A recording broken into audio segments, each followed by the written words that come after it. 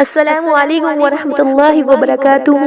پیارے دوستوں، میں آپ کے لیے لے کر آئی ہوں درود شریف کی فضیلت۔ درود شریف تو آپ کو معلوم ہوگا، کیونکہ ہم ہر نماز کے بعد جب دعا مانگتے ہیں، اللہ تعالیٰ کے سامنے بیٹھتے ہیں، تو ہم سب سے پہلے درود شریف پڑھتے ہیں، پھر دعا مانگتے ہیں، اور جب دعا ختم کرتے ہیں تب بھی ہم درود شریف پڑھتے ہیں، تب اپنی دعا کو مکمل کرتے ہیں۔ دوستو ذرا غور کیجئے، ہم اللہ تعالیٰ کے سامنے دعا مانگتے ہیں، اللہ تعالیٰ کے سامنے سجدہ کرتے ہیں، اللہ تعالیٰ کے سامنے اس کی حمد و بیان کرتے ہیں، لیکن جب ہم دعا کرتے ہیں تو ہم شروع میں درود شریف کیوں پڑھتے ہیں؟ وہ اس لیے پڑھتے ہیں کیونکہ ہم صلی اللہ علیہ وسلم کے صدقے سے اللہ تعالیٰ سے دعا مانگتے ہیں، کیونکہ صلی اللہ علیہ وسلم اللہ تعالیٰ کے لاڈلے ہیں، اللہ تعالیٰ کے دوست ہیں، اللہ تعالیٰ کی شان ہے،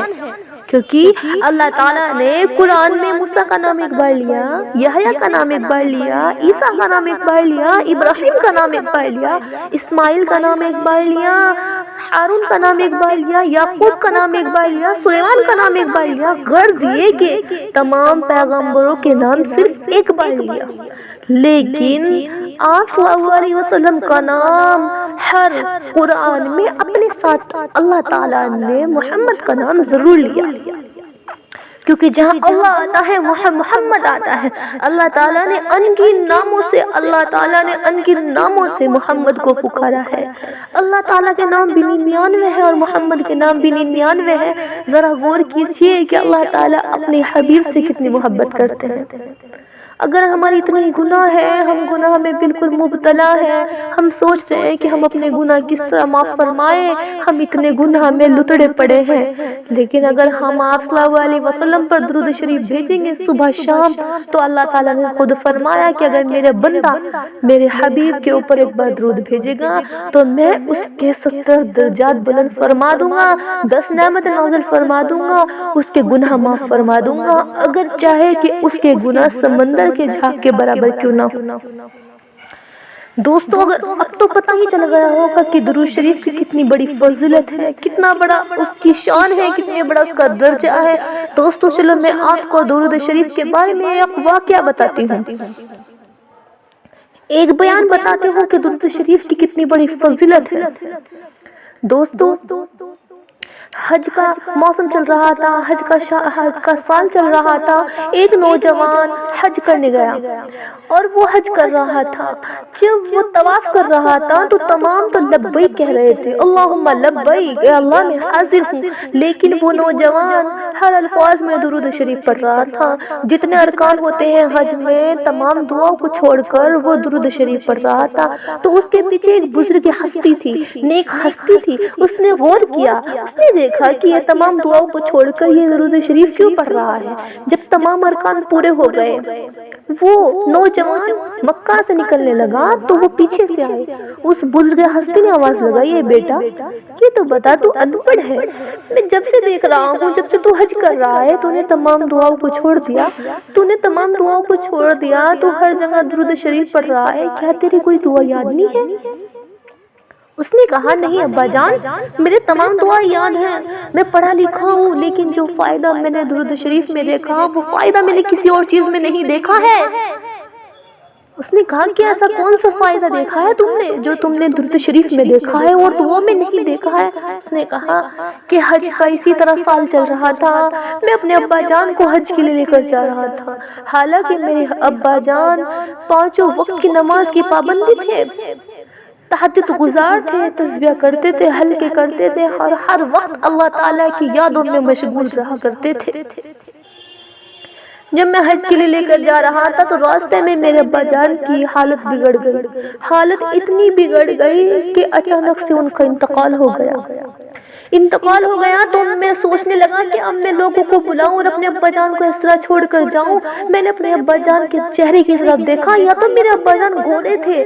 سفید رنگ تھا، لیکن انتقال ہوتے ہی میرے ابا جان کا رنگ بالکل کالا پڑ گیا۔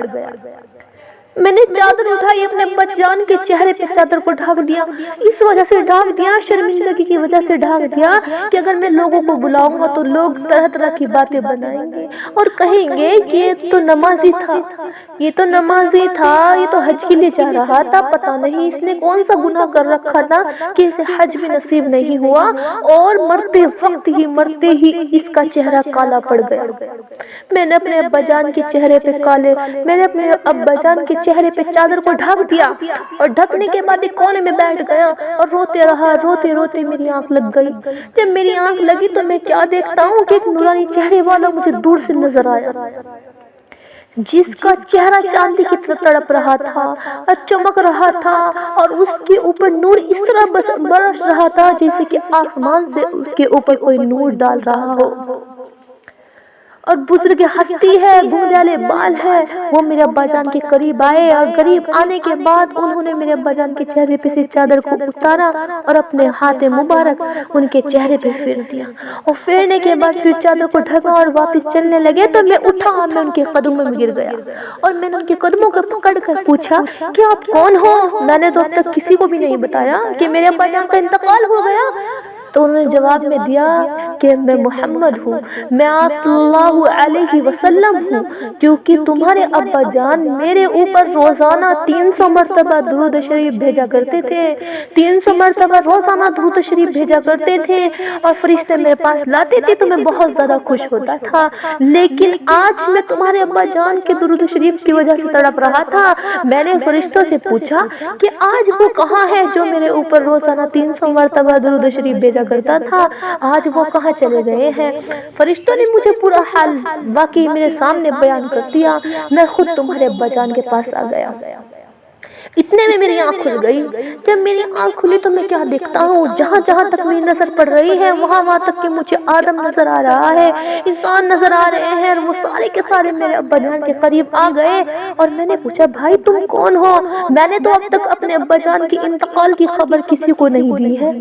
انہوں نے کہا کہ رات ہم جب سو رہے تھے تو خواب میں ہمیں نیند آئی اور کہا گیا ہے کہ جسے اپنی بخشش کروانی ہے، جسے اپنے گناہ معاف کروانے ہیں، جسے اپنے درجات بلند کروانے ہیں، جسے اپنے گھر میں روزی پانی ہے، جاؤ ایک گاؤں میں ایک ہستی میں ایک انسان پڑا ہے، اس کے جنازے میں شرکت کر لو، اس کی نماز میں شرکت کر لو، تمہارے تمام گناہ معاف کیے جائیں گے، تمہارے تمام درجات بلند کیے جائیں گے اور تمہاری تمام خواہشات حاجات قبول کی جائے گی۔ اس لیے ہم آپ کے ابا جان کے پاس آ گئے۔ پھر کیا ہوتا ہے کہ میرے ابا جان کو بڑی عزت سے میں رو رہا ہوں پیچھے ہڑا ہوا کہ یا تو میں شرمندہ ہو رہا تھا کہ میرے ابا جان کا چہرہ کالا پڑ گیا،